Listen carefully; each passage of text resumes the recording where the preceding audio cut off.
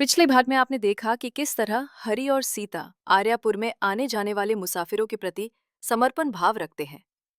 उनका यही व्यवहार गांव के अन्य लोगों के साथ भी था। वे सभी से प्रेम पूर्वक मिलते, बात करते और एक दूसरे की मदद करते।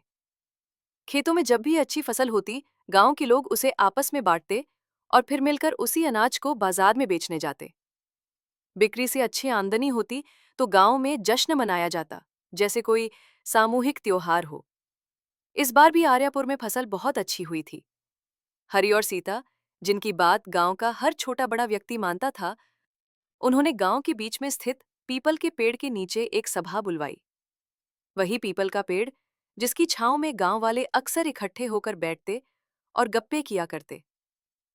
निर्धारित दिन और समय पर सभी गांव वाले पीपल के नीचे एकत्रित हुए।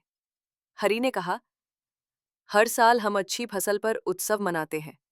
इस साल भी हमें ईश्वर का धन्यवाद करना चाहिए। लेकिन एक और कारण भी है जिसकी वजह से हमारी फसल लहलहा रही है, और वो है हमारे प्राकृतिक स्रोत। सीता ने मुस्कुराते हुए बात जोड़ी, हमारी प्यारी नदी जो हमें जीवन देती है, खेतों को सींचती है और गांव की शोभा बढ़ाती है। इस बार का उत्सव हम उसी को समर्पित करेंगे।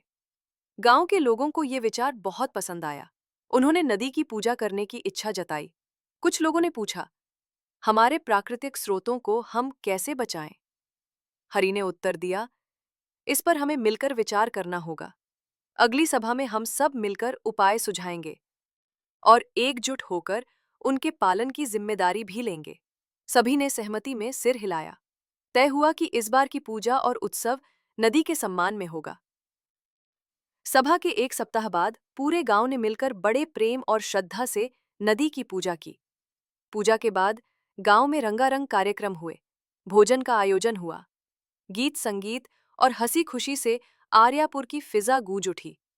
ये उत्सव अब सिर्फ फसल का नहीं, बल्कि प्रकृति के प्रति कृतज्ञता और संरक्षण के संकल्प का उत्सव बन चुका था। भावनात्मक सार। यह भाग न केवल ग्रामीण एकता और सामूहिकता को दर्शाता है, बल्कि आने वाले बदलाव की भूमिका भी तैयार करता है, जहां अगला कदम होगा प्राकृतिक संसाधनों की रक्षा के लिए सामूहिक योजना।